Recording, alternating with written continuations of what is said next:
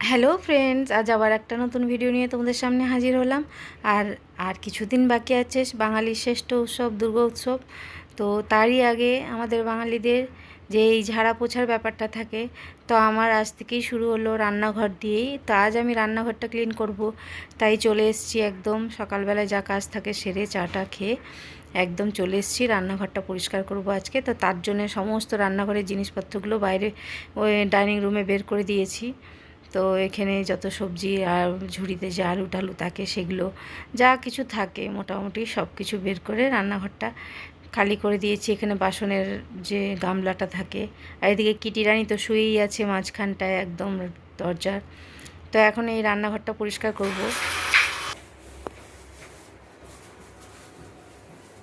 তুমি উপরে উঠলে কিভাবে? হ্যাঁ, তুমি শিম্পাঞ্জি ছিলে গত জন্মে? ও, তাই মনে হচ্ছে। চেয়ার নেই, কিছু নেই, উপরে উঠে গেলে। উঠতে হয় ঘরের বউকে। হ্যাঁ।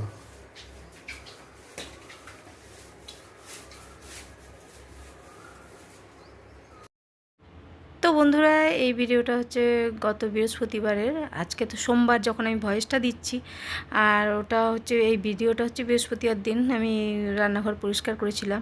তারপরে বেশ কদিন আমি আর এগুলো এডিট করে ভয়েস দিয়ে ছাড়তে পারিনি। তো তাই আজকে একদম ভয়েস দিয়ে রেডি করছি। এদিকে দেখো, প্রথমে তো একটুখানি দেওয়ালগুলো ঝেড়ে নিলাম।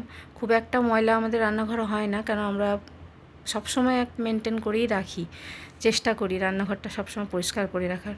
তো এখন এই যে এগুলো একটু গ্যাস ট্যাসগুলো মুছে নিচ্ছি। আর গ্যাস সেটের এই গ্যাস চুলিটাও আমাদের প্রত্যেক দিন দুবেলা তিনবেলা করেই ভালো করে একটু কিছু রান্না হলেই আমরা ওটা ভালো করে পরিষ্কার করে নিই, যাতে তেল চিটে আর পড়ে না আমাদের। তো এইদিকে দেখো সমস্ত এই টাইলসগুলো, জানলাগুলোতে সবথেকে বেশি তেল চিটে পড়ে, যেহেতু একদম গ্যাসটা সামনে। আর আমাদের চিমনি তো আছে, কিন্তু চিমনি সেইভাবে আর কাজ করছে না, চিমনিটা চেঞ্জ করতে হবে। তো সেই জন্য জানলাটায় ভীষণ তেল চিটে পড়ে। তো জানলাটাও ভালো করে ঘষে পরিষ্কার করলাম। অনেকটা টাইম আমার ওই জানলা পরিষ্কার করতেই লাগলো।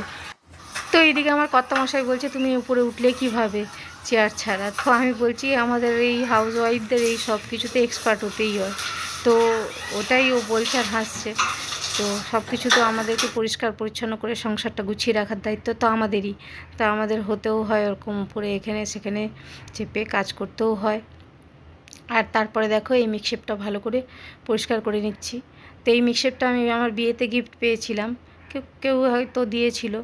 যাই হোক, ওটা এখন আর আমাদের এই বাসনপত্রগুলোই রাখি, আর ওই খাবার দাবার রাখারাখির কোনো ব্যাপার নেই। তো ওই বাসনগুলো ওর মধ্যে ভিতরে ঢুকিয়ে রাখি, তাও নষ্ট হয়ে গেছে জালিগুলো। তো ওগুলো চেঞ্জ করবার জন্য মিস্ত্রিকে কতদিন ধরে বলছি যে ওই জালিগুলো চেঞ্জ করে দিতে, জালিগুলো নষ্ট হয়ে যায়। তো তো সে আর আসছেও না, করছেও না, তো এরমই পড়ে আছে। যাই হোক, আমরা ওই মিক্সেপটা ওই বাসন রাখতেই ব্যবহার করি। তো ওইদিকে আমার মিক্সেপও পরিষ্কার হয়ে গেল। তারপরে এই তাকগুলো একটু পরিষ্কার করে নেব। তো এই ডাব্বা ডুব্বিগুলো একটু মুছে পরিষ্কার করে তারপরে এগুলো একটু গুছিয়ে নেব। তো আজ রান্নাঘর থেকেই আমার এই পুজোর ঝাড়া পোছা শুরু হলো। ফার্স্ট রান্নাঘরটা করলাম, তারপরে আর আজকে যেহেতু রান্নার ঝামেলা নেই, তো সেই জন্যই দুপুরে সেদ্ধ ভাত খাবো ঠিক করে নিয়েছি।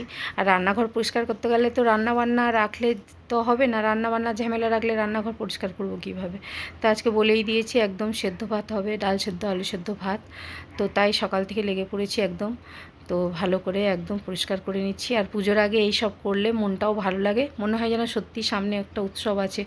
মানে ছোটোবেলায় মাকে দেখতাম, এগুলো থেকে এগুলোই আমাদের মাইন্ডের মধ্যে আছে যে পুজো মানে একটু ঝাড়পোছ দরকার, পরিষ্কার দরকার। হয়তো রান্নাঘর সাথে প্রত্যেক দিনই এই যা দেখাচ্ছি সবই এই তাক ঠাক আমরা তো পরিষ্কার করি, কিন্তু তবুও পুজোর সামনে যখন একটু ভালো করে করলে হয়তো তোমরা ভাববে যে কি এমন কিচেন তার আবার পরিষ্কার করা এত দেখানোর কি আছে। সেটা নয়, মানে এটা একটা মানে পুজোর সময় ঝাড়পোছ এটা একটা ব্যাপার আছে, সেটাই দেখাচ্ছি। আর আমার মডুলার কিচেন নয়, আমার একদম নর্মাল দেশি কিচেন। তো আমি খুব সেটাকেই আমরা খুব পরিষ্কার পরিচ্ছন্ন করেই রাখি। আমার শাশুড়ি মাও করে, আমিও করি। আমার শাশুড়ি মা যখন রান্নাঘরে থাকে সকালের দিকটা সে ভাত বসায়, তারপরে সে করে, তারপরে রান্না হয়ে গেলে বাকি যে যা কিছু হয় সেটা আমি করি। এইভাবেই আমরা পরিষ্কার রাখি। তো আমাদের মডুলার কিচেন না হতে পারে, কিন্তু আমাদের কিচেন ভীষণ পরিষ্কার পরিচ্ছন্ন থাকে সব কিছু একদম। অনেকের মডুলার কিচেন আছে দেখি তো, কিন্তু মেনটেন করে না, সেই ঝুল তেলচিটে তারপর কেমন অগোছালো। তার থেকে আমার এই ছোটোখাটো একদম দেশি কিচেন খুব প্রিয় আমার। আমি পরিষ্কার পরিচ্ছন্ন করে রাখি। এতটুকু এইদিকে নোংরা দেখলে আমার ভীষণ খারাপ লাগে, তার আমি সারাদিন ওই নেতা নিয়েই ঘুরতে থাকি, আমি মোছামুছি করে রাখি।